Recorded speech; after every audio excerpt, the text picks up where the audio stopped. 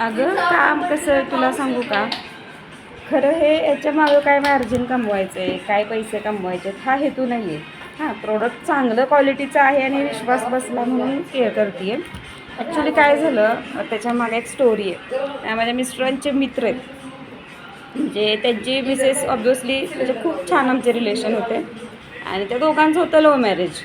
आणि खूप स्ट्रगल केल्यानंतर पत्रिका जुळत नव्हती तरी त्यांनी लग्न केलं. म्हणजे खूप बरीचशीच कारणं असतील. 8 वर्ष त्यांचा गॅप होता, नंतर लग्न केलं त्यांनी.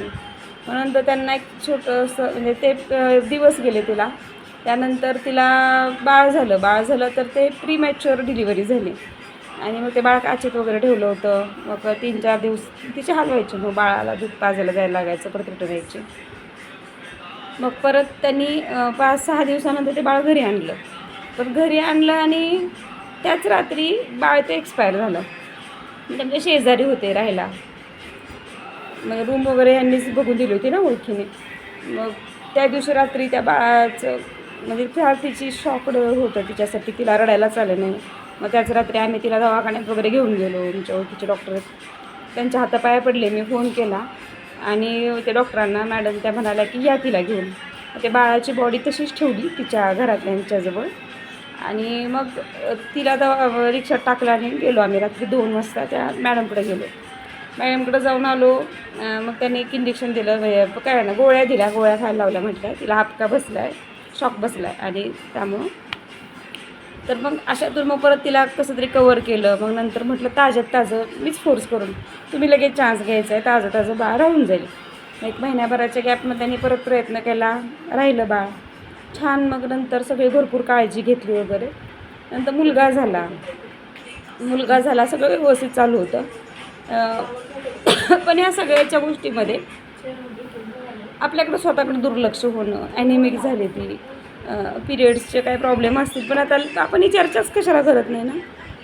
नंतर ते दुसरीकडे शिफ्ट झाले, राहायला गेले, जागा वगैरे घेतली होती त्यांनी. ती पॉलिसीचं पण करायची, ॲडवायझर माझ्यासारखी. ती जागा घेतली, घर बांधायला काढलं. आणि एक दिवशी सहज भेटले भाऊजी मला. तर मग मला म्हणाले की आपण सहज विचारणार ना की काय चाललं आहे त्यांचं. अश्विनी नाव होतं त्यांचं. खूप खूप चेष्टा मस्करी करायची मिस्टर तर माझे तिचे, म्हणजे नाव काढलं तरी रडायला येतं. तर भाऊजी मला म्हणाले, वहिनी तुम्हाला माहीत नाही का अश्विनीला कॅन्सर झाला. म्हटलं काय नाही, होतं त्याच्यातही कवर. म्हणजे माझा स्वभाव पॉझिटिव्ह आहे ना. तर म्हटलं नाही, म्हटलं असं काय नाही, होतं कवर. नाही म्हणले वहिनी, स्टेज 3rd स्टेजचा आणि गर्भाशयाचा कॅन्सर होता. इतकं वाईट वाटलं, काहीच होऊ शकत नव्हतं. नंतर मग मी त्यांना फोन केला अश्विनी वहिनींना, म्हटलं काय नाही. पण ती एवढी मनातून बोल झाली होती, हसले ते. म्हटलं अश्विनी वहिनी कुठं चाललं आहे, कुठं नाही जायचं, आम्ही आहोत. फोनवर मलाच रडू आलं. तर तीच बोल झाली होती. आणि त्यांनी बऱ्याच गोष्टींना डिसिजन, घर स्वतःचं बांधलं नवं, पण त्या घरात ती सुखानं राहू नाही शकली. खूप मोठा बंगला बांधला आहे आणि सगळं झालं आणि ती कॅन्सरने गेली. म्हणून अजून अशा कितीतरी समाजात अश्विनी आहेत की असं काय व्हायला नको. म्हणून आपलं जे एक इंटरनल ऑर्गन आहेत ते इतके महत्त्वाचे आहेत की आपण नावसुद्धा घेत नाही, बरोबर ना. आपले ऑर्गन फक्त शिव्यामध्येच येतात त्यांच्या. आपण चर्चा करत नाही, पिरियड्सवर बोलत नाही. आणि तिचं काय रिझन असेल माहीत नाही, पण कणाकणाने ज्या गोष्टी घडत राहतात.